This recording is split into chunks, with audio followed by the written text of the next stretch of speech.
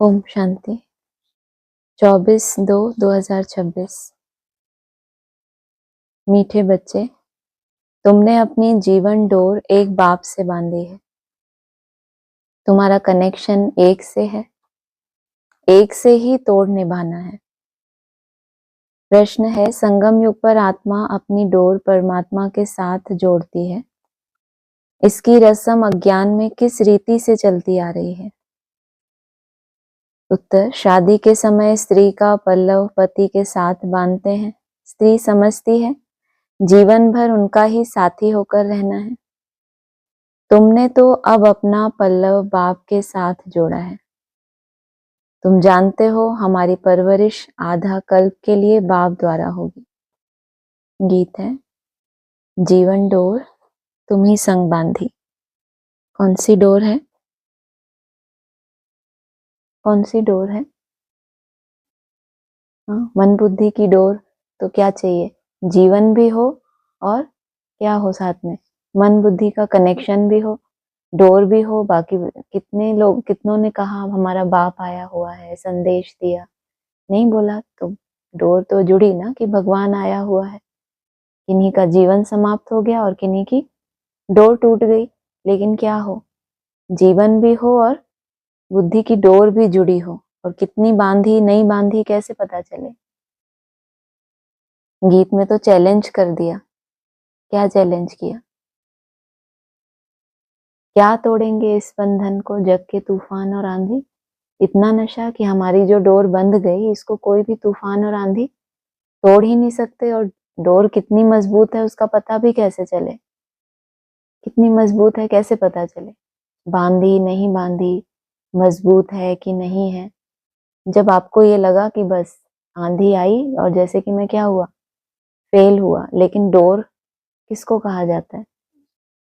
अल्पकाल के लिए कनेक्शन, विस्मृति, इसको कहा जाता है। या जो आपके सबकॉन्शियस में कायम है बीज, कि वो डोर कभी टूट ही नहीं सकती, इतना नशा, इसको कहेंगे स्वयं के ऊपर निश्चय बुद्धि, कि जीवन भी रहेगा मेरा और डोर जो मन बुद्धि का कनेक्शन है वो भी नहीं टूटेगा। तो इन दो बातों के ऊपर निश्चय होना कोई कम बात है? देखो, गीत में कहते हैं जीवन डोर तुमसे बांधी। जैसे कोई कन्या है, वह अपने जीवन की डोर पति के साथ बांधती है। समझती है कि जीवन भर उनका ही साथी होकर रहना है, उनको ही परवरिश करनी है। ऐसे नहीं कन्या को उनकी परवरिश करनी है, नहीं जीवन तक उनको परवरिश करनी है। तुम बच्चों ने भी जीवन डोर बांधी है, तो परवरिश की जिम्मेदारी किसकी? जिसके साथ बांधी है वो परवरिश करे, या जिन्होंने बांधी है वो करेंगे? कौन करेगा? जिसके साथ बांधी है। बेहद का बाप कहो, टीचर कहो, गुरु कहो, जो कहो, यह आत्माओं की जीवन की डोर परमात्मा के साथ बांधने की है। आत्माओं का जीवन कैसा होता है? आत्माओं की जीवन की डोर माना आत्मा बनकर जो इन्होंने अमरलोक की यात्रा शुरू कर दी एक नए जीवन के लिए, पुरानेपन को खत्म करके कहाँ चल पड़े? विषय सागर को पार करके। कल क्या बात आई थी? पहले सागर पार किया और उसके बाद फिर डोर, पतंग की डोर बात आई थी ना कल।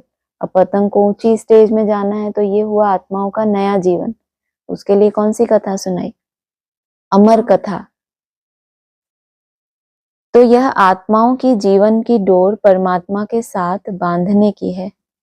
वह है हद की स्थूल बात, यह है सूक्ष्म बात। कन्या के जीवन की डोर पति के साथ बांधी जाती है, वह उनके घर जाती है। देखो, हर एक बात समझने की बुद्धि चाहिए। डोर बांधी तो क्या होता है फिर नेक्स्ट स्टेप? बताया तो। जब डोर बंध जाती है, विवाह हो गया, तो क्या होती है? कन्या उनके घर जाती है। तो कहाँ जाने की यात्रा शुरू कर दी? एक तो स्थूल रूप का समर्पण हो गया, स्थूल रूप में बाप के घर में आ गए, तो उसकी सजनी बन के आए या कुछ और समझते हैं? सजनी बने तब तो घर में आए, और अभी कौन से घर जाना है? ये तो हो गया हद का। और फिर बेहद का घर है, क्या नाम है उसका? शिवालय। तो कहा समझने की बुद्धि चाहिए, कलयुग में है सब आसुरी मत की बातें। तुम जानते हो हमने जीवन की डोर एक से बांधी है, तुम्हारा कनेक्शन एक से है, एक से ही तोड़ निभाना है, क्योंकि उनसे हमको बहुत अच्छा सुख मिलता है, वह तो हमको स्वर्ग का मालिक बनाता है। तो ऐसे बाप की श्रीमत पर चलना चाहिए। यह है रूहानी डोर, रूह ही श्रीमत लेती है। आसुरी मत लेने से तो नीचे गिरे हैं, अब रूहानी बाप की श्रीमत पर चलना चाहिए। तुम जानते हो हम अपनी आत्मा की डोर परमात्मा के साथ बांधते हैं तो हमें उनसे 21 जन्म सदा सुख का वर्षा मिलता है। उस अल्प काल की जीवन डोर से तो नीचे गिरते आए हैं, यह 21 जन्मों के लिए गारंटी है। तुम्हारी कमाई कितनी जबरदस्त है, इसमें गफलत नहीं करनी चाहिए। माया गफलत बहुत कराती है। इन लक्ष्मी नारायण ने जरूर कोई से जीवन डोर बांधी जिससे 21 जन्म का वर्षा मिला। तुम आत्माओं की परमात्मा से जीवन डोर बांधी जाती है। तुम बांधते हो या बांधी जाती है? तुम्हारी जितनी बुद्धि उतनी समझ, उतना तुम त्याग करते हो, तपस्या करते हो, और फिर फाइनली तुम्हारी जीवन डोर उस परमात्मा के साथ बांधी जाती है। कल्प कल्प उनकी तो गिनती ही नहीं, बुद्धि में बैठता है हम शिव बाबा के बने हैं, उनसे जीवन डोर बांधी है। हर एक बात बाप बैठ समझाते हैं। तुम जानते हो कल्प पहले भी बांधी थी। अब शिव जयंती मनाते हैं, परंतु किसकी मनाते हैं पता नहीं है। शिव बाबा जो पतित पावन है वह जरूर संगम पर ही आएगा, यह तुम जानते हो। दुनिया नहीं जानती, इसलिए गाया हुआ है कोटों में को। किस बात के लिए बोला? शिव जयंती सभी मनाते हैं, लेकिन क्या बोला? कोटों में भी को जानते हैं कि वो आएगा कब, संगम पर ही आएगा ना। और गीता में भी क्या लिखा? मनुष्यानाम सहस्रेषु, माना हजारों मनुष्यों में से कोई विरले होते हैं, वो क्या करते हैं? सिद्धि प्राप्त करने के लिए पुरुषार्थ करते हैं। और फिर उन हजारों में से भी कोई एक है विरला जो मुझे कैसे जानता है, यथार्थ रीति मेरे तक पहुंच पाते हैं। और प्रयत्न कितनों ने किया? हजारों ने तो केवल क्या किया? उसको जानने का प्रयत्न किया। आदि सनातन देवी देवता धर्म प्राय लोप हो गया है और सब शास्त्र कहानियां आदि हैं। यह धर्म है ही नहीं तो जाने कैसे? अभी तुम जीवन की डोर बांध रहे हो, आत्माओं की परमात्मा के साथ डोर जुटी हुई है। जुटी हुई है या बांध रहे हो? जन्म जन्मांतर की प्यास है या केवल इसी जन्म में तुम्हारा स्नेह जागृत हो गया भगवान से?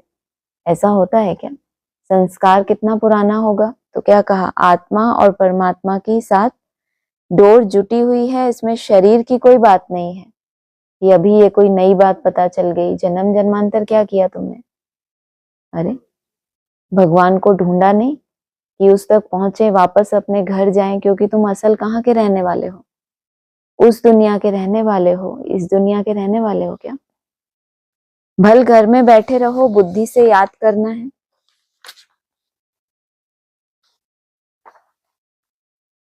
तुम आत्माओं की जीवन डोर बांधी हुई है। पल्लव बांधते हैं ना, वह है स्थूल पल्लव, यह है आत्माओं का परमात्मा के साथ योग। भारत में शिव जयंती भी मनाते हैं, परंतु वह कब आए थे यह किसको भी पता नहीं है। श्री कृष्ण की जयंती कब, राम की जयंती कब है, यह नहीं जानते। बच्चे तुम त्रिमूर्ति शिव जयंती अक्षर लिखते हो, परंतु इस समय 3 मूर्तियां तो है नहीं। तुम कहेंगे शिव बाबा ब्रह्मा द्वारा सृष्टि रचते हैं, तो ब्रह्मा साकार में जरूर चाहिए ना। बाकी विष्णु और शंकर इस समय कहाँ हैं, जो तुम त्रिमूर्ति कहते हो? यह बहुत समझने की बातें हैं। स्थापना का कार्य किया तो क्या हुआ? त्रिमूर्ति के द्वारा मुरली में बोला है, एक साथ तो नहीं बोलेंगे ना, नंबरवार ही बोलेंगे, लेकिन 3 है या नहीं है। लेकिन जब स्थापना का पार्ट है तो उस समय विष्णु और शंकर कहाँ से आए? क्योंकि विष्णु तो कहाँ ही कब जाता है। जब आत्मा प्लस शरीर दोनों ही क्या हो जाए, निर्विष हो जाए, सतो प्रधान हो जाए, प्रिंस बनना वो तो अगले जन्म का लक्ष्य था ब्रह्मा बाबा का, कि हम ये शरीर छोड़कर जाए प्रिंस बनेंगे, और ब्रह्मा सो विष्णु तो कहाँ बनना है। तो लेकिन अभी कहाँ है? अभी तो केवल आत्मा की यात्रा की है, अभी शरीर का सतो प्रधान बनना तो बाकी है। त्रिमूर्ति का अर्थ ही है ब्रह्मा विष्णु शंकर।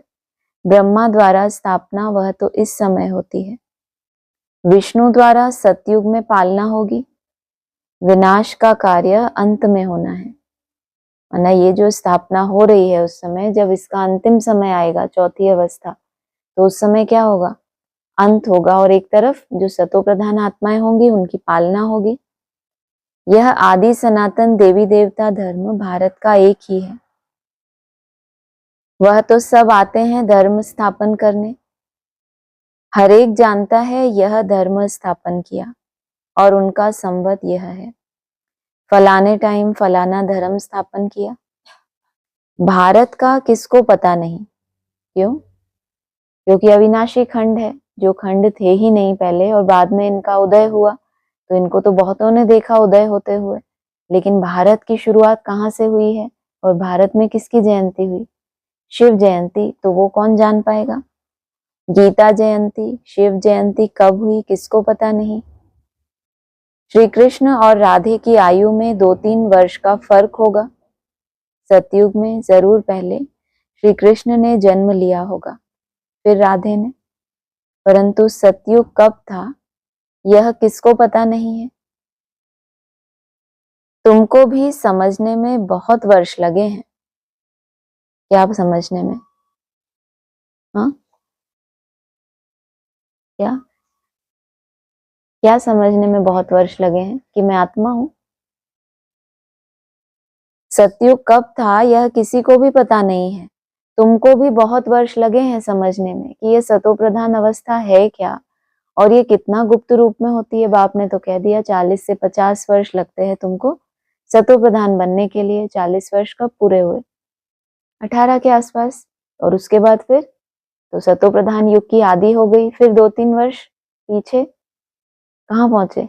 20-21। तो क्या कहा? तुमको भी समझने में बहुत वर्ष लगे हैं, तो 2 दिन में कोई कहाँ तक समझेंगे।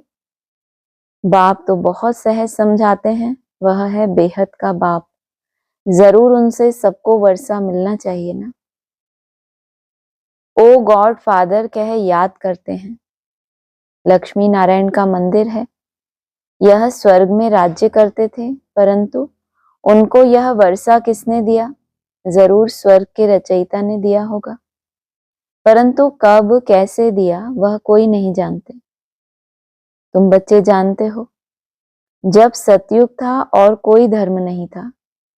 सतयुग में हम पवित्र थे, कलयुग में हम पतित हैं, तो संगम पर ज्ञान दिया होगा, सतयुग में नहीं।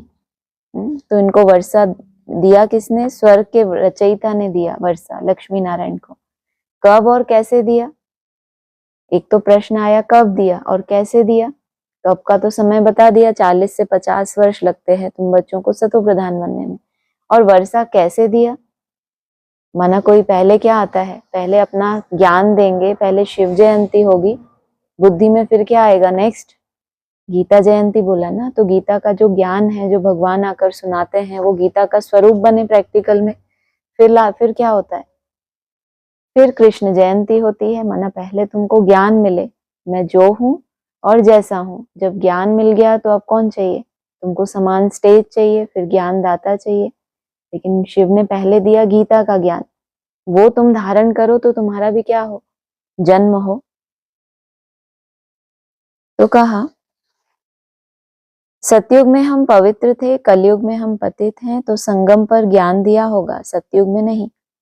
वहां तो प्रारब्ध है, जरूर अगले जन्म में ज्ञान लिया होगा। तुम भी अब ले रहे हो। तुम जानते हो, आदि सनातन देवी देवता धर्म की स्थापना बाप ही करेगा।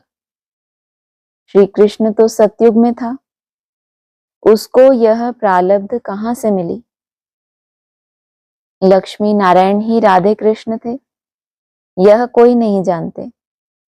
बाप कहते हैं, जिन्होंने कल पहले समझा था वही समझेंगे। यह सैंपलिंग लगता है, मोस्ट स्वीटेस्ट झाड़ का कलम लगता है। जब स्वीटेस्ट लगा दिया तो स्वीटेस्ट से ऊपर कुछ होता है? 3 होता है, स्वीट, स्वीटर और स्वीटेस्ट। उसके आगे मोस्ट लगाने की जरूरत नहीं होती, है ना, कायदे अनुसार, ग्रामर के अनुसार, लेकिन लगाया फिर भी कि स्वीटेस्ट कहने से भी शायद उनको लगा कि नहीं इतना, तो मोस्ट लगा दो। उस झाड़ का क्या हो रहा है? अभी कलम लगता है। तुम जानते हो, आज से 5000 वर्ष पहले भी बाप ने आकर मनुष्य से देवता बनाया था। अभी तुम ट्रांसफर हो रहे हो। पहले ब्राह्मण बनना है। ब्राह्मण बनना भी एक यात्रा है क्या? वैसे तो समझते हैं ब्रह्मा के मुख से हमने ज्ञान लिया तो क्या बन गए? ब्राह्मण बन गए। और बाबा क्या कह रहे हैं? उस दिन मुरली में कहा था, ब्रह्मा कुमार कुमारियां तो क्या है, कितने ढेर हैं, लेकिन ब्राह्मण बहुत थोड़े हैं। तो ब्राह्मण बनना है। बाएजोली खेलते हैं तो चोटी जरूर आएगी। बरोबर हम अभी ब्राह्मण बने हैं। यज्ञ में तो जरूर ब्राह्मण चाहिए। यह शिव व रुद्र का यज्ञ है। तो जब भी यज्ञ रचा जाता है तो किसकी जरूरत है? ब्राह्मणों की दरकार होती है। और ये कौन सा यज्ञ है? शिव या रुद्र का यज्ञ है। रुद्र ज्ञान यज्ञ ही कहा जाता है। श्री कृष्ण ने यज्ञ नहीं रचा। इस रुद्र ज्ञान यज्ञ से विनाश ज्वाला प्रज्वलित होती है। यह शिव बाबा का यज्ञ पतितों को पावन बनाने के लिए है। 2 तरह के यज्ञ हो गए। पहला कौन सा? रुद्र ज्ञान यज्ञ। उससे क्या होता है? विनाश ज्वाला प्रज्वलित होती है। और दूसरा कौन सा? शिव बाबा का यज्ञ किस लिए है? पतितों को पावन बनाने के लिए। किस लिए कहा? परित्राणाय साधु नाम, और फिर विनाशाय च दुष्कृताम, तो दुष्टों का विनाश हुआ तो उसके लिए चाहिए रौद्र स्वरूप। और फिर पतितों को पावन बनने के लिए क्या चाहिए? कल्याणकारी स्वरूप। रुद्र शिव बाबा निराकार है। वह यज्ञ कैसे रचे? जब तक मनुष्य तन में ना आए, मनुष्य ही यज्ञ रचते हैं। सूक्ष्म या मूल वतन में यह बातें नहीं होती। बाप समझाते हैं, यह संगम युग है। जब लक्ष्मी नारायण का राज्य था तो सतयुग था। अब फिर तुम यह बन रहे हो। यह जीवन की डोर आत्माओं की परमात्मा के साथ है। यह डोर क्यों बांधी है? सदा सुख का वर्षा पाने के लिए। तुम जानते हो, बेहद के बाप द्वारा हम यह लक्ष्मी नारायण बन रहे हैं। बाप ने समझाया है, तुम 100 देवी देवता धर्म के थे, तुम्हारा राज्य था। पीछे तुम पुनर्जन्म लेते लेते क्षत्रिय धर्म में आए। सूर्यवंशी राजाई चली गई, फिर चंद्रवंशी आए।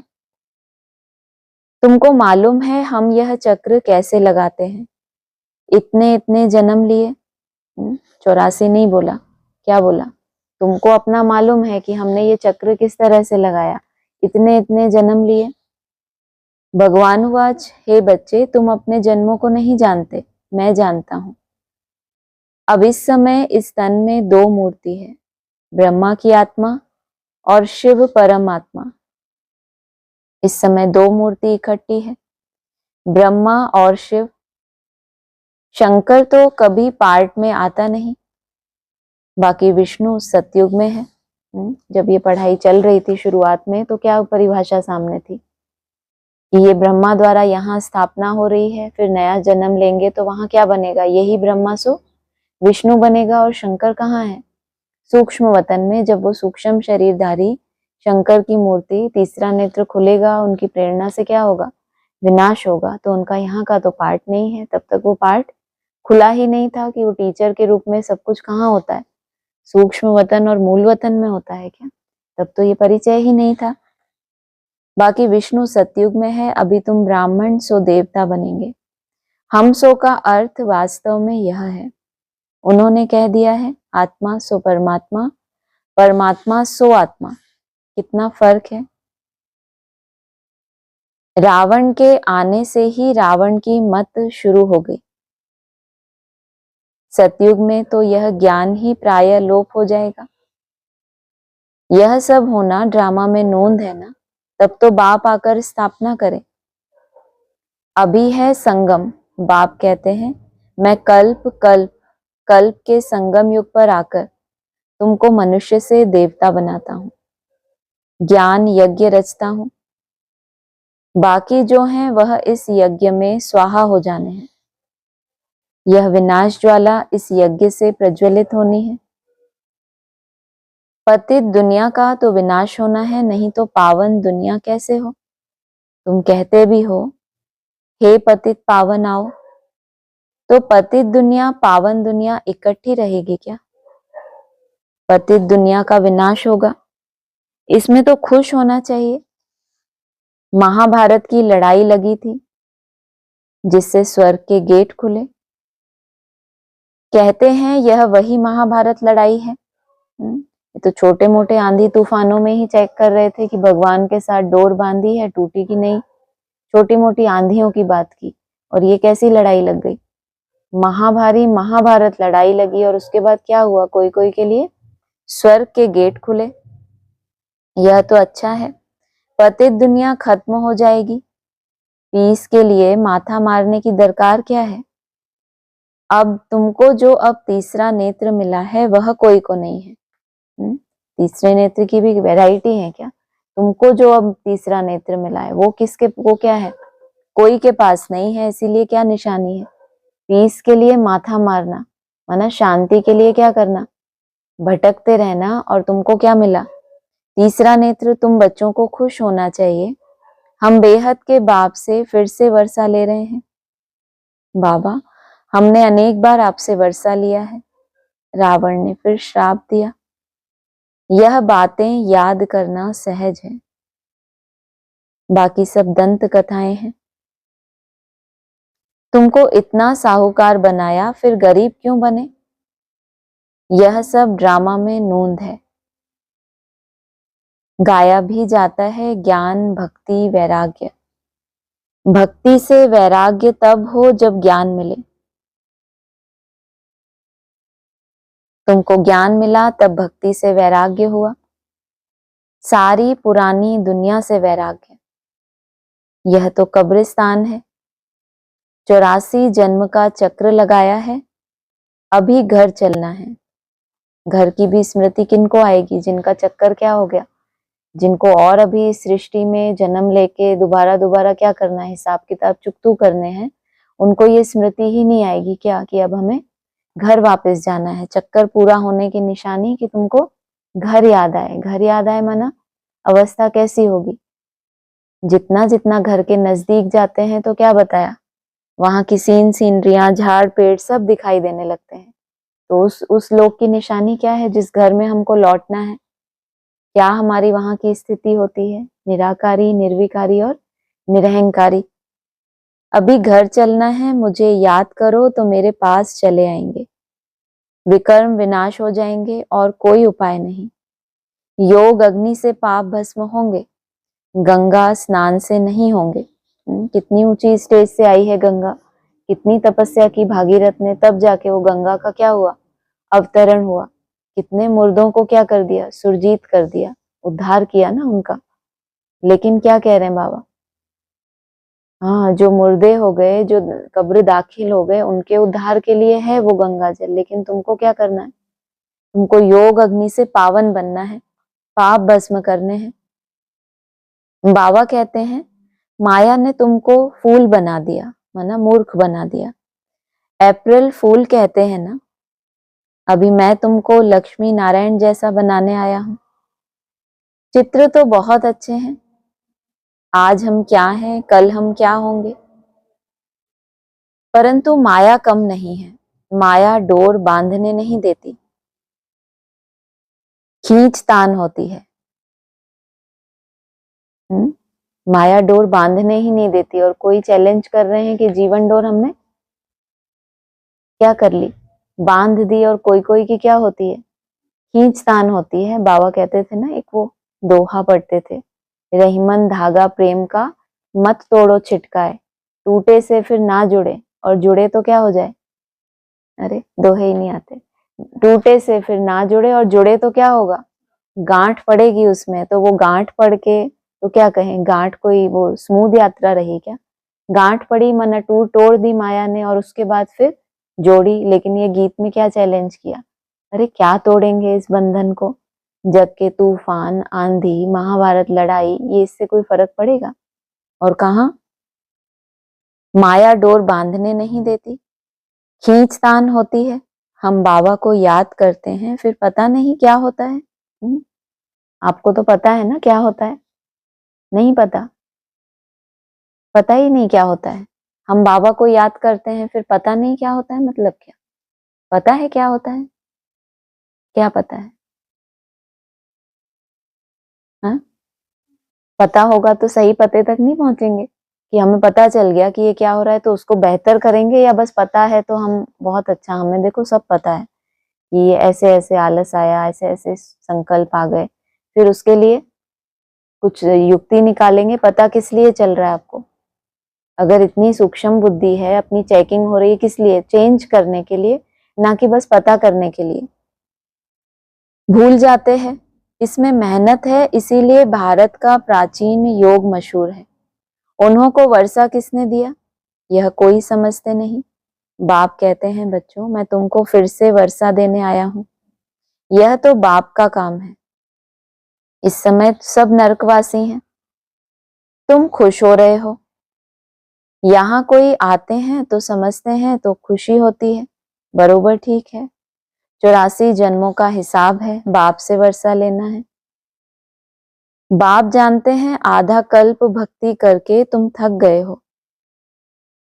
मीठे बच्चे, बाप तुम्हारी सब थकान दूर करेंगे। बाबा जानते हैं तुमने आधा कल्प क्या किया। उल्टी सीढ़ी भी चढ़ेंगे तो नीचे से जब चढ़े तो पहले क्या था, भक्ति मार्ग, कलयुगी सीढ़ियां, द्वापर युगी सीढ़ियां, यहाँ पे क्या है, ढेर सारा भक्ति मार्ग है। और तुम चढ़ते चढ़ते क्या हो गए, थक गए हो। और बाप ने क्या प्रॉमिस किया, तुम्हारी सब थकान दूर करेंगे। अब भक्ति अंधियारा मार्ग पूरा होता है, थकान दूर करने का साधन ही दे दिया। भक्ति अर्थात भटकना और ज्ञान अर्थात एकाग्र हो जाना। तो थकान दूर होगी या बढ़ेगी। कहाँ यह दुखधाम, कहाँ वह सुखधाम। मैं दुखधाम को सुखधाम बनाने कल्प के संगम पर आता हूँ। बाप का परिचय देना है। बाप बेहद का वर्षा देने वाला है, एक की ही महिमा है। शिव बाबा नहीं होता तो तुमको पावन कौन बनाता। ड्रामा में सारी नोंद है। कल्प कल्प तुम मुझे पुकारते हो कि हे पतित पावन आओ।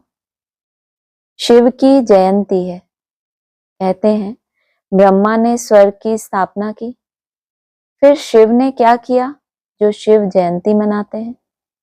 कुछ भी समझते नहीं। तुम्हारी बुद्धि में ज्ञान एकदम बैठ जाना चाहिए।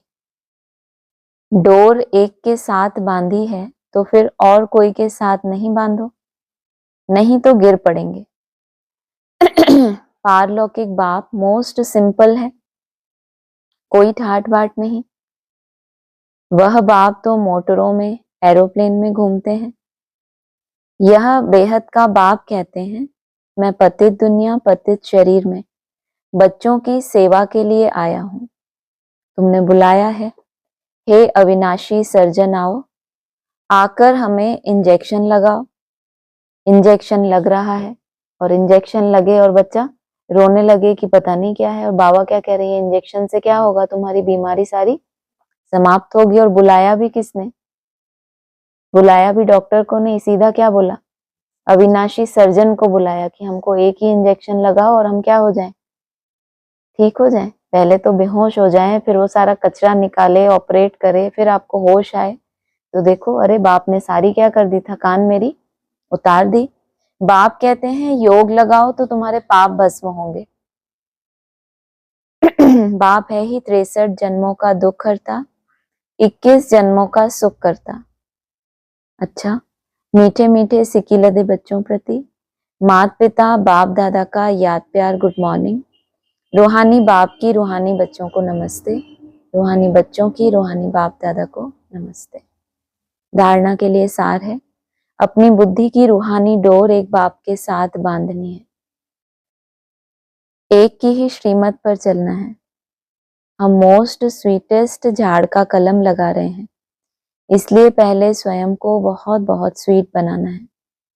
याद की यात्रा में तत्पर रहे, विक्रम विनाश करने हैं। वरदान है, मनन शक्ति द्वारा हर पॉइंट के अनुभवी बनने वाले, सदा शक्तिशाली, माया प्रूफ, विघ्न प्रूफ भव। शक्ति कौन सी?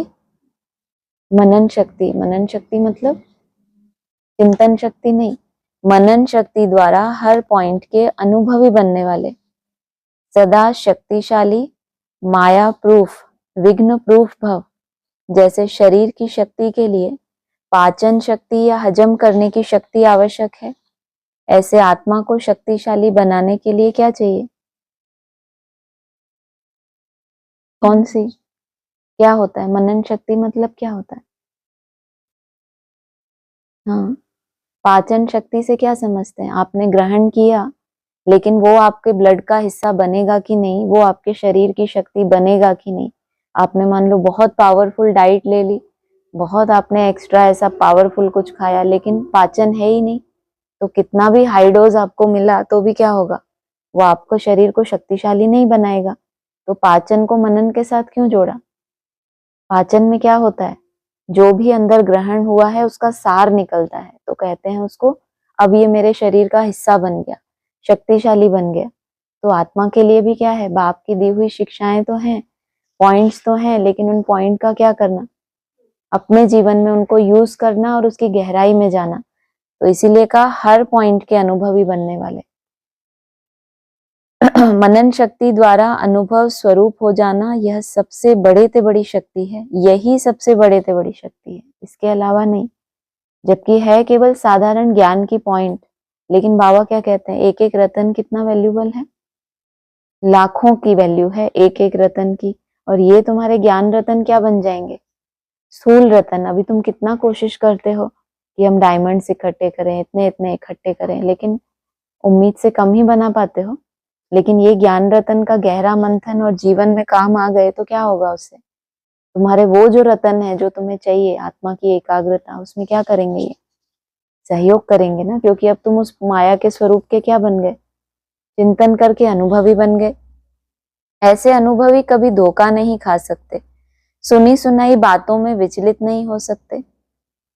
अनुभवी सदा संपन्न रहते हैं, वह सदा शक्तिशाली, माया प्रूफ, विघ्न प्रूफ बन जाते हैं। धोखा नहीं खाएंगे। धोखा कब खाया जाता है, अनपेक्षित कुछ सामने आ जाए, कुछ ऐसा स्वरूप जिसका चिंतन नहीं किया, जो आपको जैसे बाबा कहते हैं रॉयल रूप का मैपन, रॉयल रूप की माया, तो धोखा ही खाते हैं ना, क्योंकि उसका रूप इतना रॉयल है कि हम जान ही नहीं पाते कि ये भी माया का स्वरूप है।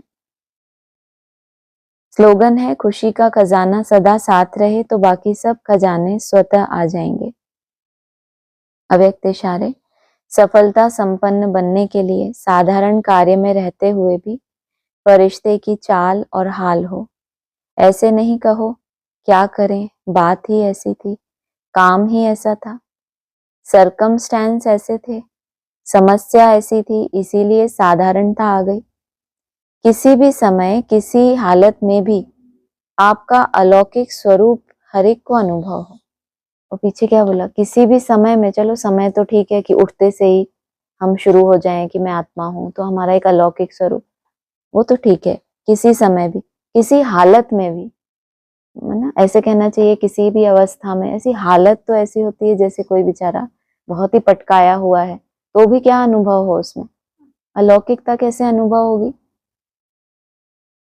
लौकिक में किसी को जोर से पटका जाए ऊपर से तो वो कैसा उठता है, और बाबा क्या कहते हैं, साइकिल से गिरा और फटाक से उठ के बैठ गया, तो ये लौकिक है या अलौकिक है?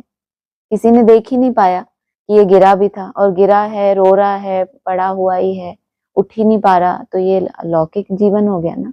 अलौकिक माना कोई जान ही नहीं पाया कि कैसे इसको माया के स्वरूप ने पटका, ये और फिर अपना अनुभव सुनाए कि ऐसे माया आई तो हमने क्या किया, ऐसे मनन करके ऐसे समाधान निकाला उसका। किसी भी हालत में आपका अलौकिक स्वरूप हर एक को अनुभव हो। जैसी बात वैसा अपना स्वरूप नहीं बनाओ, ये लौकिक हो गया। लौकिक में क्या होता है, जैसी परिस्थिति, कोई मरा तो रोने लगते हैं, कोई जन्म लिया तो खुश होने लगते हैं, ऐसा ही होता है ना। और यहाँ क्या बोला, जैसी बात वैसा अपना स्वरूप नहीं बनाओ, बातें आपको बदल ना दे, तब आपके समीप आएंगे और एकता का संगठन मजबूत होगा। अच्छा, ओम शांति। है किसी का? नहीं? हाँ,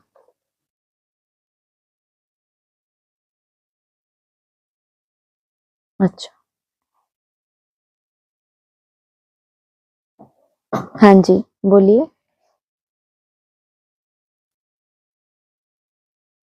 ओम शांति। ओम शांति।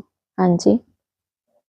अभी जो मनन और चिंतन, मनन का जो वरदान था, एक्सप्लेनेशन आपने दिया था, तो यहाँ क्वेश्चन है कि मनन और चिंतन ये दो में फर्क है, और है तो फिर किस तरीके से? चिंतन होता है ऊपरी तल पे, और मनन माना आपका मन ऑन हो गया, जैसे ध्यान कहते हैं ना, तब ध्यान माना धी प्लस ऑन, आपकी बुद्धि ऑन हो गई। मनन में आपका मन, संकल्प शक्ति तो सबके पास है, चिंतन की शक्ति एक बौद्धिक चीज है, लेकिन वो जब आपके जीवन में आप यूज करते हैं और बहुत गहराई से उसका, गहराई में चले जाते हैं उसकी, या कहो कि बीज रूप अवस्था में जब हम टिकते हैं, तो जितना जितना बीज में टिकते हैं, तो उस समय जो भी चिंतन होता है वो बहुत गहराई के तल पे होता है। चिंतन एक बहुत ऊपरी चीज है, केवल बुद्धि से चल रहा है, लेकिन मन में कोई ऐसी फीलिंग नहीं है उस पॉइंट की, या उसको कैसे जीवन में धारण करना है, उस तरह का कोई उसमें लक्ष्य नहीं है।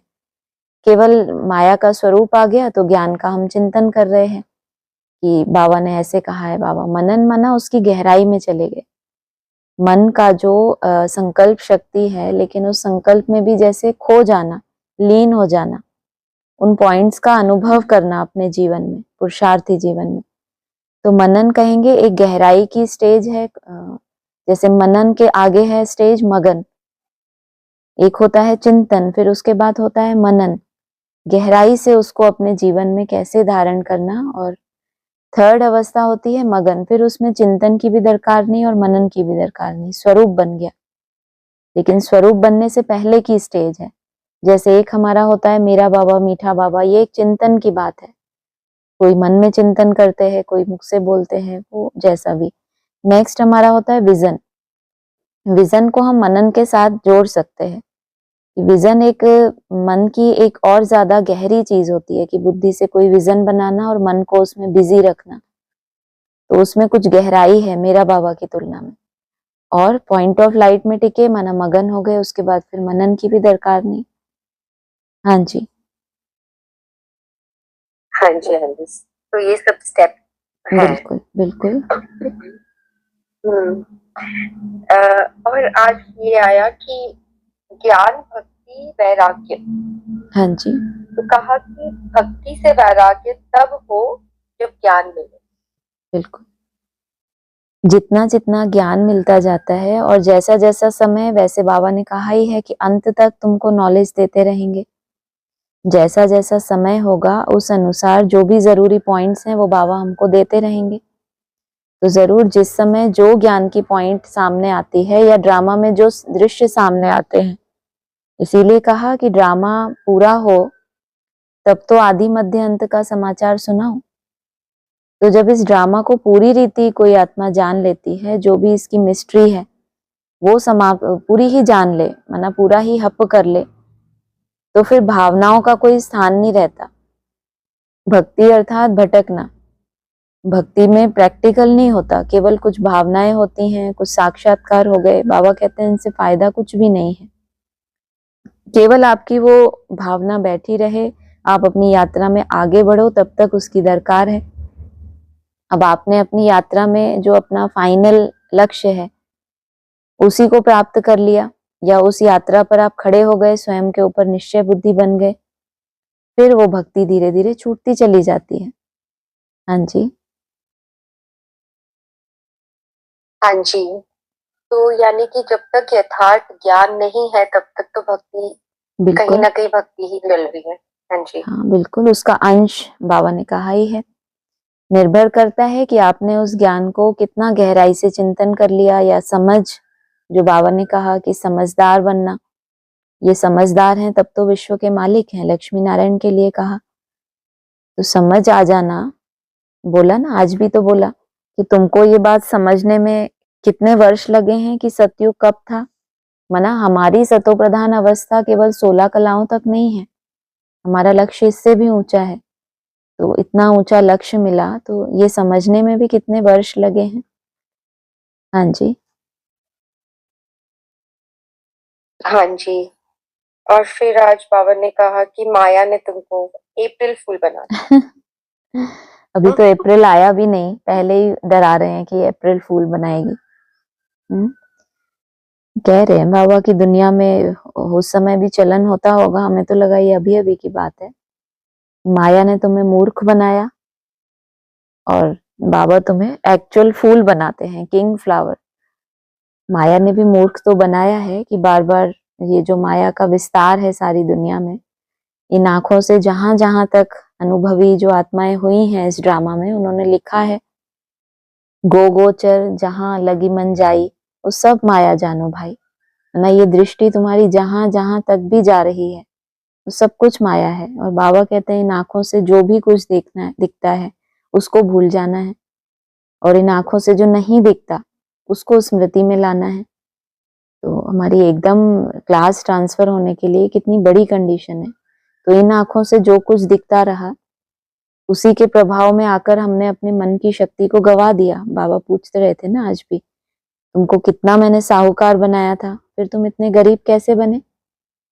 क्योंकि पावर तो वही है ना, मन के पास संकल्प की पावर है, मन की वो शक्ति है, लेकिन अनेक तरह के संकल्पों में हमने उसको गंवा दिया, नेगेटिविटी में, व्यर्थ में। सब कुछ इन आंखों से दिख रहा था, उसी के प्रति तो हमने संकल्प गवाए और हम कंगाल बन गए। 1 मिनट की भी एकाग्रता नहीं है हमारे पास। तो बाबा पूछते हैं तुमने कहाँ गवाया? माया ने फूल बनाया तुमको, तभी तो तुमने वो गंवा दिया। जैसे लोग खोलते हैं ना, जुआ खेलते हैं, तो कई बार उसमें हार जाते हैं, मूर्ख भी बन जाते हैं, छल भी होता है उसमें, तो माया भी छल करती है। फिर बाप आकर तुमको वैसा फूल बनाते हैं, एक्चुअल वाला। हाँ जी। सही बात है। जी। और फिर ये वाला जो पॉइंट था कि इस समय दो मूर्ति इकट्ठी हैं, ब्रह्मा और शिव, हाँ जी। और शंकर तो कभी बाट में आता नहीं, ये उस टाइम पे बाबा ने बोला, और फिर सबने उसी तरीके से लिटरली ले लिया था। हाँ जी, क्योंकि वही कहा ना कि ड्रामा जब आगे बढ़े, जब वो समय आए, तभी तो वो बात समझाऊं। अगर ऐसा बोलते उस समय कि आगे चल के शंकर का पार्ट आएगा, टीचर का पार्ट आएगा, तो एक व्रता वाली बात नहीं रह जाती। जैसे एडवांस में भी ऐसा कहते रहे बाबा, विष्णु कोई अलग से होता नहीं, जबकि मुरली तो स्पष्ट कहती है कि 3 मूर्तियां हैं तो 3 ही हैं, तीनों के द्वारा एक साथ तो नहीं बोलेंगे, इसका मतलब 3 है ना। लेकिन वहां कभी भी नहीं तो वो अव्यभिचारी वाली शूटिंग नहीं कर पाते, वहीं से ही बुद्धि भटकना शुरू हो जाती कि अभी ये नहीं, अभी इससे आगे और है। तो इसीलिए जब जैसा समय होता है तभी वो ज्ञान दिया जाता है। तब तो ब्रह्मा का भी संपूर्ण स्वरूप सूक्ष्म वतन में ही देखते थे। आज तक भी बीकेज में ऐसा ही कोर्स कराते हैं कि 3 मूर्तियां हैं, ब्रह्मा यहाँ है, बाकी शंकर और विष्णु। विष्णु तो हो गए सतयुग में, और महादेव तो होते ही नहीं प्रैक्टिकल में। जबकि कितनी समझ की बात है कि जो हद के होते हैं, कोई महान कार्य करके जाते हैं, उनकी भी मूर्तियां बनाई जाती हैं, और इन देवताओं की भी मूर्तियां हैं। तो जिसकी भी मूर्ति बनी हुई है उसने कुछ ऐसा कर्तव्य किया है, तभी तो उसकी इतना गायन पूजन हो रहा है। तो वो जरूर कभी प्रैक्टिकल में होकर गया है, तभी तो पूजन होता है। तो ये समझने की बात है, लेकिन उस समय बाबा ने कहा कि शंकर का इतना कोई पार्ट है ही नहीं। और वास्तव में भी जब वो पार्ट बजाया, जिनके लिए बजाया रुद्रमाला के लिए, उन थोड़ी सी आत्माओं ने ही तो जाना। मेजॉरिटी आत्माओं के लिए तो जैसे गुप्त ही है। जैसे भक्ति मार्ग में भी शैव संप्रदाय अपना होता है, उनके लिमिट के अपने फॉलोअर्स, वैष्णव संप्रदाय अपना, तो इनकी अपनी अपनी एक दुनिया होती है जिसमें ये मूर्तियां प्रत्यक्ष होती हैं। उस समय पर ब्रह्मा के तन में शिव और ब्रह्मा ये दो इकट्ठे हैं, क्योंकि तब तक उतना ही समझाना था ताकि बच्चे एक व्रता होकर फोकस करें। तभी आगे की दो मूर्तियों का परिचय दे देते तो कितना बुद्धि भटक जाती, मूंझ जाते। इसलिए बाबा से बच्चे कहते हैं कि ये बात पहले क्यों नहीं बताई, तो बाबा कहते हैं कि जैसी जैसी तुम्हारा क्लास ट्रांसफर होगा, तुम्हारी ऑर्गन्स तुम्हारे बड़े हों, तब तो बाप समझाएं। तो एक्सेप्टेंस भी तो आए हमारे अंदर, इसीलिए धीरे धीरे बाबा हमें आगे की नॉलेज देते रहते हैं। हाँ जी, हाँ जी, मतलब जब जो बात का सही समय होता है तभी वो बात समझना, मतलब हाँ आप समझाते हैं बिल्कुल उस तरीके से। बिल्कुल। तो वो चीज हम अभी भी ले सकते हैं ना, कि अभी भी हम, मतलब पहले से तो बहुत आगे बढ़ गए, लेकिन अभी भी बहुत सारी बातें हैं, बहुत सारे राज हैं जो बिल्कुल अभी खुलने बाकी है, जो बाप अभी नहीं खोलेंगे। हाँ बिल्कुल, बाप खुलेंगे भी और वो राज खुलेंगे भी उनके लिए जो नजदीक पहुंचते जाएंगे। कहा ना, जितना तुम जैसे वो इंजेक्शन होता है ना, दवाई सारी खींच लेता है, ऐसे तुम बाप से सारा ही ज्ञान खींच लेते हो। बाप नहीं एक एक को बैठ के बांटता है कि इनको ये दूं, इनको ये दूं, कोई पक्षपात नहीं करता, तुम खींचते हो उससे। वो तो सदा ही पूर्ण है, उससे सद पूरा ही कोई ले ले तो भी वो पूर्ण है, जरूर पूरा किसी ने लिया ना। तो ये निराकारी अवस्था की बात है। जितना जो पहले बाप समान बने, तो बाप के अंदर जो भी कुछ है, बाप सब कुछ उनको देकर खाली हो जाते हैं, फिर भी वो कभी खाली नहीं होते। हाँ जी, हाँ जी। तो जैसे जैसे जैसे बोलते हैं ना, जैसे जैसे प्योरिटी बढ़ती जाती है, पवित्रता बढ़ती जाती है, वैसे वैसे वो ज्ञान बुद्धि में और ज्यादा बैठता जाता है, यही बात हुई ना। हाँ तो मेरा क्वेश्चन ये भी है कि जैसे बीकेस में से, मतलब वो एक बेसिक हो गया, उसके बाद एडवांस का जो जो बाबा आए, और बाबा को जिन्होंने पहचाना, हम्म, एडवांस की आत्माएं जो है, पर हाँ कभी कभी कई, नॉट सब, भाई सब भी कहते हैं, पर सब नहीं, बट कुछ आत्माओं से ज्यादा प्योरिटी बीकेस में है, ऐसा भी कहते हैं। पर हाँ उनको जी, बाबा की पहचान तो मिली ना, एडवांस वालों को, तो हम्म। बुद्धि प्योर होगी तभी तो मिली ना। वही बात है कि हर एक आत्मा की अपनी एक यात्रा होती है। उसने ब्रॉड ड्रामा में किस तरह की भक्ति की है, उसको किस कुल में ट्रांसफर होना है। हो सकता है बहुत पवित्र आत्मा है, उनको डायरेक्ट वैष्णव कुल में ट्रांसफर होना है, उनको बीच के विनाश में पिसना नहीं था, या अगर वो लेते भी तो उनकी सेफ्टी होती। लेकिन हर एक का अपना अपना एक पार्ट भी होता है, और ब्रॉड ड्रामा की अपने तरह की भक्ति है, उस हिसाब से उनको उन आत्माओं के साथ यहाँ संगम पर पार्ट भी प्ले करना है। क्योंकि हर धर्म में, हर कुल में श्रेष्ठ आत्माएं होती हैं, चाहे शैव संप्रदाय हो, चाहे वैष्णव, तो होते ही हैं पवित्र। लेकिन हर धर्म के लिए बाबा ने कहा है श्रेष्ठ आत्माएं हर जगह पर होती हैं, पवित्र आत्माएं। तो जरूरी नहीं है कोई देवता धर्म में है लेकिन सबसे कमजोर मन का है, लेकिन कोई दूसरे धर्म में भी है, उनमें भी ऊंच पद होता है, किन्हीं का प्योरिटी ज्यादा है इनके मुकाबले। या हर एक का अपना अपना एक रोल कहो, या उसके अंदर वो नूंद है संस्कारों की, कि उसको ब्रॉड ड्रामा में किन आत्माओं के साथ पार्ट प्ले करना है, किस मूर्ति के साथ विशेष उसका ये रोल है। बाकी जो निराकार है, मेन प्राप्ति कराने वाली तो वो शक्ति है जो जन्म जन्मांतर भी है, तो वो तो सबको प्राप्ति कराते ही हैं, उनकी उनकी तपस्या के, जैसी जिसकी तपस्या है उस अनुसार। बाकी ये जो पार्ट प्ले करने की बात है प्रैक्टिकल में, ये फिर अपने अपने हिसाब किताब भी हैं ब्रॉड ड्रामा के। हाँ जी, हाँ जी, हाँ जी। और फिर वो जो आया था ना, शंकर तो कभी पाठ में नहीं आते, तो बाकी विष्णु सतयुग में है। हाँ अभी तुम ब्राह्मण से देवता बनेंगे, हम सो का अर्थ वास्तव में ये है। हम्म, हाँ जी, शंकर ये पार्ट जो में बोला नहीं आते, ये बात समझनी है।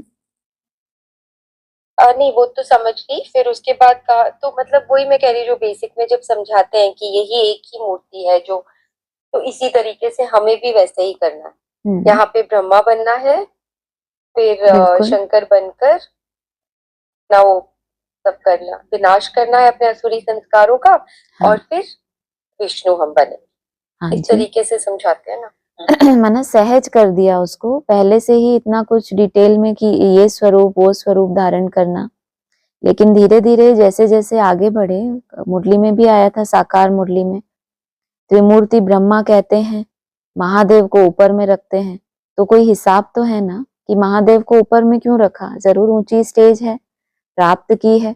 विष्णु सतयुग में है, माना विष्णु का पाठ जब शुरू होता है, विनाश जब पूरा हो जाए, जो आसुरी संप्रदाय का विनाश हो, और जो बाबा ने आज कहा मीठे झाड़ का कलम लग रहा है, वो कलम लगे, वहां आत्माएं की अपनी यात्रा है अमरलोक तक पहुंचने की, वैकुंठ निवासी बनने की।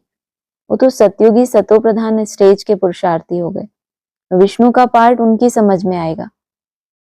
बाकी विनाश के लिए चाहिए महादेव, तो वो बीच का पार्ट हो गया।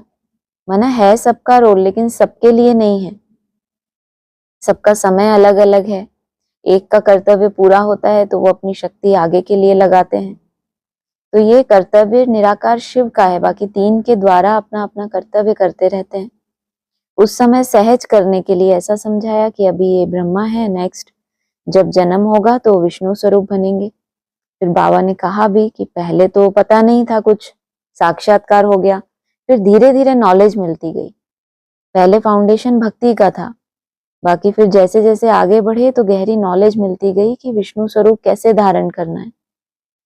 संगम पर ही सतयुगी स्टेज, सतो प्रधान स्टेज को धारण करना, क्योंकि शिव बाबा आया ही संगम पर है, और वो भी पतितों को पावन बनाने।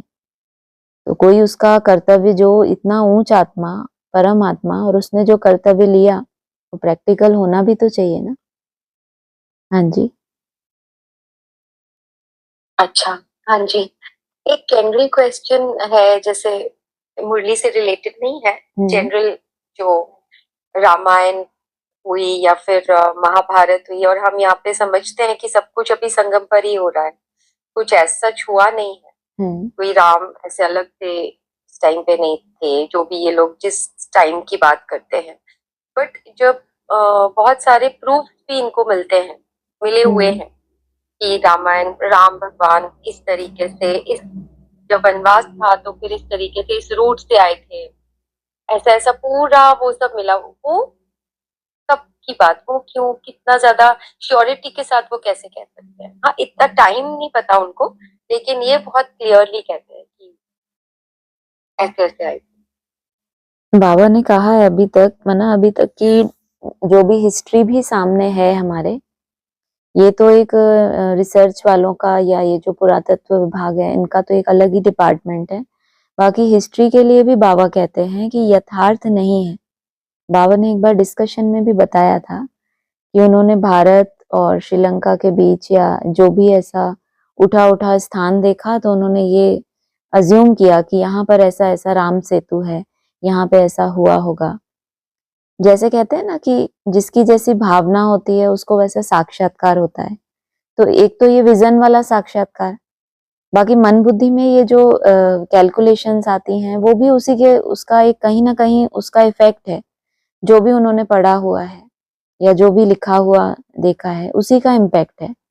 जो भी मन बुद्धि में ये कैलकुलेशंस होती हैं, जिस भी तरह से, अभी आप यहाँ पर ही देख लो, ज्ञान एक ही है, सोर्स एक ही है, देने वाला एक ही है, फिर कितने कितने सारे अलग अलग ये कैसे खड़े हो गए, जो पार्टीज हैं कैसे अलग, एक ही ज्ञान को अलग अलग कैसे मंथन हो गया, एक ही मुरली से इतने सारे विष्णु स्वरूप, इतने सारे भगवान कैसे पैदा हो गए।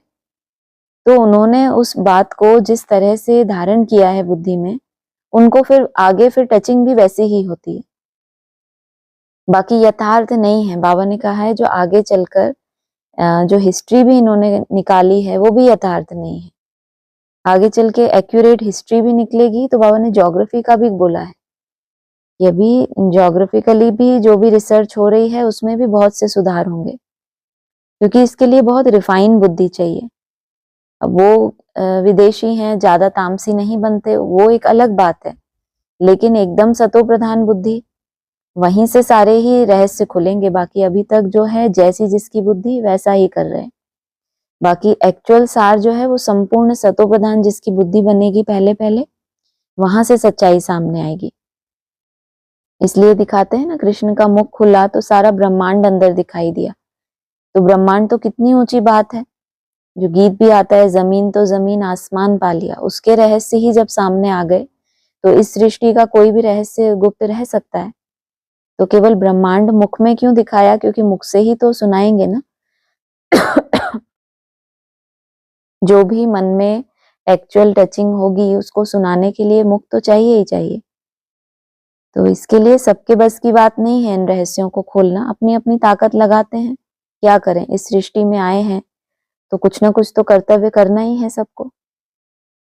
तो कर रहे अपने अपने हिसाब से, बाकी यथार्थ नहीं है वो। हाँ जी। हाँ जी, हाँ जी, ठीक है। और आज जो सबसे सुंदर जीवन डोर एक बाप ने जो कहा, है बिल्कुल। ना, तो वो उस एक से ही तोड़ निभाना है। तोड़ निभाने का मतलब यही हुआ ना कि पूरी तरह से श्रीमत पर चलना। बिल्कुल, माना एक होता है औरों के साथ तोड़ निभाने में हम कॉम्प्रोमाइज कर लें अपने पुरुषार्थ के साथ, या याद के साथ, या जो भी हमारे टारगेट्स होते हैं, सिद्धांतों के साथ तो कभी समझौता नहीं होना चाहिए। तो तोड़ एक के साथ निभानी है, सारी ताकत एक तरफ हो, बाकी वहां केवल निमित्त मात्र। और इधर से तोड़ के, बुद्धि योग को तोड़ के हम देह में पूरी ताकत लगाएं या बाहरी चीजों में तोड़ निभाएं, तो उसको कहेंगे दूसरों के साथ तोड़ निभाना। उसके लिए यहाँ कॉम्प्रोमाइज किया। लेकिन जिस जगह कोई कॉम्प्रोमाइज नहीं कर रहे हम, चाहे कोई भी स्थिति परिस्थिति आए, वो डोर नहीं टूटने दे रहे, तो कहेंगे कि आपने एक के साथ तोड़ निभाया है और जीवन भी बरकरार है आपका। हाँ जी। हाँ जी, वो तोड़ निभाना मतलब वही कि श्रीमत पर चलना। जैसे अभी कहा, तो श्रीमत पर भी हम 100% तो नहीं चलते ना, भूलें होती हैं। नहीं, हमसे उतनी कैपेसिटी नहीं है, अभी आत्मा में उतनी पावर नहीं है कि जो बाबा ने कहा हर एक चीज को हम माने। तो फिर हमारी वहां पे भी तो जोड़ पूरी तरह से नहीं है। और यहाँ जो एक्चुअल लौकिक दुनिया है वहां से भी हम नहीं निभा रहे ऐसे, क्योंकि मतलब बाप के हिसाब से हमें तोड़ निभाना है, पर हम वो वहां पे भी ठीक से नहीं कर रहे, यहाँ पे भी ठीक से नहीं कर रहे। ठीक से क्या होता है? जीवन है, हमारे जो कर्तव्य हैं वो पूरे कर रहे हैं, तो क्या मन लगा कर करें? मन भी लगा दें तब कहेंगे हमने बहुत दिल से सेवा की, ऐसा थोड़ी ना होता है। बाप को तो केवल हमारे मन बुद्धि की डोर चाहिए। बोला भी तो, भले तुम घर में बैठे रहो, इसमें शरीर की तो कोई बात ही नहीं है, बुद्धि से याद करना है। अब मन को कौन बांध सकता है? वो आप उनके साथ जो निभाते हैं, बाहरी दुनिया तो बाहर ही आपका देखती है ना व्यवहार, उसमें कहीं कोई दोष नहीं है। मन हमारा भगवान में हम लगाने का अभ्यास कर रहे हैं, तो कैसे कहें डोर टूटी है? श्रीमत एक अलग चीज है, संपूर्ण श्रीमत पर चलना। और फिर यहाँ बाबा ने रूहानी डोर की बात बताई कि जो कनेक्शन हमें रखना है उसके साथ, कि आज सारे दिन में इतना इतना कनेक्शन मुझे रखना है। तो और उस डोर को हम, ये संस्कार है मेरे, वो जो चेकिंग हम करते हैं, उन संस्कारों को लूज करते हैं, उनको परिवर्तन करते हैं, तो और ऊंची पतंग हमारी उड़ती है। तो ये तो अपनी अपनी हाइट है कि मुझे इतनी इतनी डोर तो बांधनी ही है। तो अपने अपने टारगेट्स हैं सबके। बाकी बाहर वालों के साथ तो हमें ऊपरी तरह से रहना होता है, वो जितना ऊपरी तल पे है, और बाप के साथ तो मन की गहराइयों से जुड़ना है। तो क्यों नहीं दो रोल प्ले कर सकते हम? हाँ जी। हाँ जी, हाँ जी, मतलब अगर हमारे अंदर से ये ऑलवेज, चलो हम कर नहीं पाते कभी कभी, लेकिन हम अंदर से अगर यही एक हमारे अंदर लक्ष्य है कि करना तो यही है, बाप के साथ डोर बांध के रखनी है, तो फिर जैसे बंधी हुई है ना, वही हुआ। वही तो हुआ। जैसे होता है ना याद की चिंता, तो याद कभी कभी याद नहीं कर पाते, लेकिन चिंता लगी रहती है, याद करना है, याद करना है। जैसे बच्चा है कहीं बाहर खेल रहा है, तो माँ को चिंता होती है कि पता नहीं कैसा होगा कैसा होगा। तो वो कोई वैसी, तो क्या वो याद नहीं कर रही उसको? चिंता किसकी लगी हुई है उसको कि बच्चा कैसा होगा? तो याद ही तो कर रही है ना, उसी को ही तो याद कर रही है। तो इनडायरेक्ट वाली तो याद है, लेकिन बस वो विजन जो हमें क्रिएट करना है, वो जो संकल्पों की चेकिंग करनी है, हम उस प्रोसेस में नहीं है, हम फॉर्मूला अप्लाई नहीं कर पा रहे। लेकिन कम से कम हमारे में जो हमारी इनिशियल वाली स्टेज है वो तो बुद्धि में है ही। जिसको याद करना है, जिसको याद करने की चिंता है, वो भी तो याद ही है। हाँ जी, हाँ जी, हाँ जी। और आज का स्लोगन भी बहुत सुंदर है कि खुशी का खजाना साथ रहे तो बाकी सब खजाने स्वतः आ जाए। हाँ जी। कैसे साथ रखते हैं आप? अपना अनुभव शेयर करो तो सबको राहत हो उससे।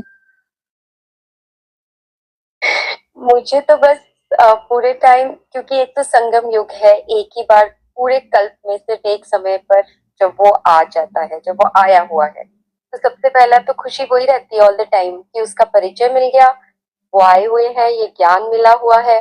तो बस उस नशे में रहती हूँ सबसे पहले तो, कि पूरे टाइम नशे में कि ये जो ये जो ज्ञान है, ये जो बुद्धि में बैठ रहा है, ये कितनों को मिल रहा है।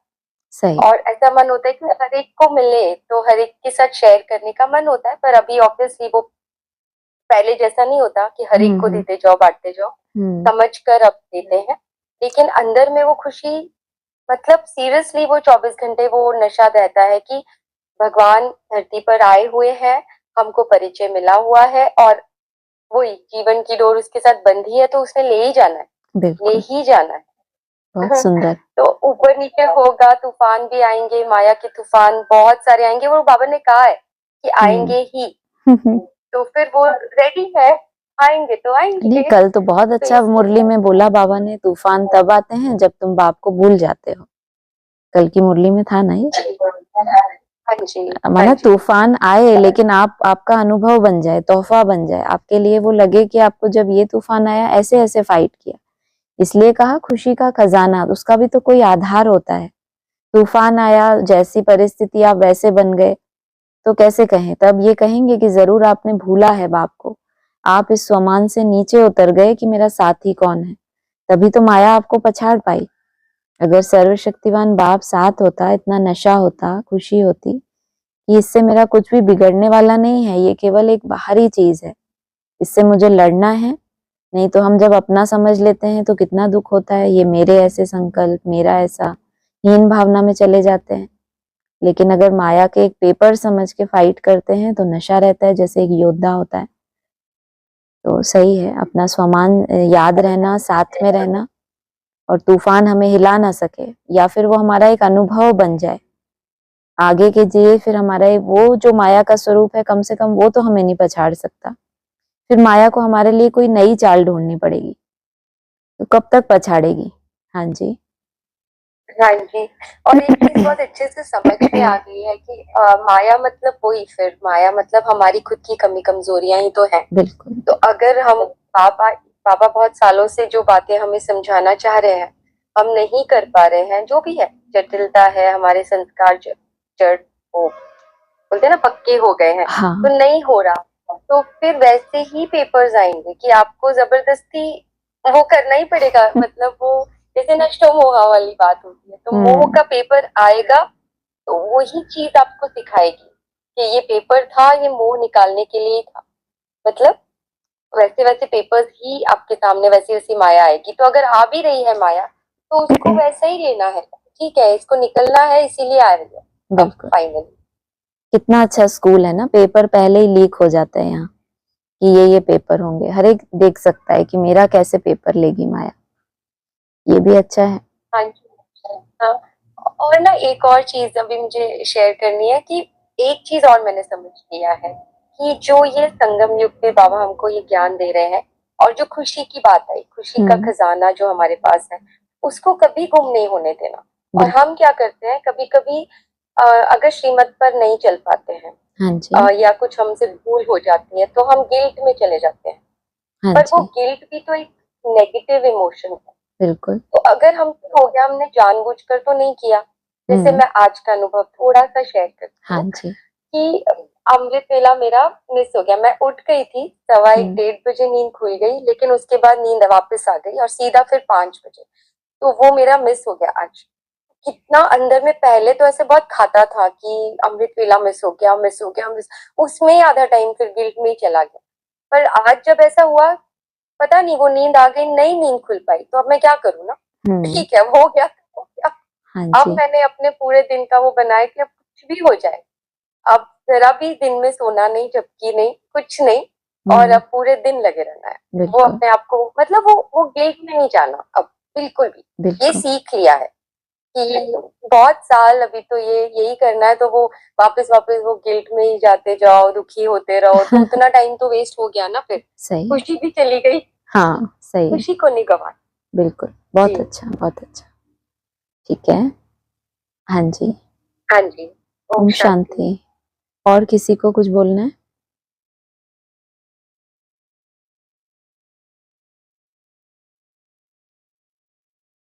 ठीक है, ओम शांति।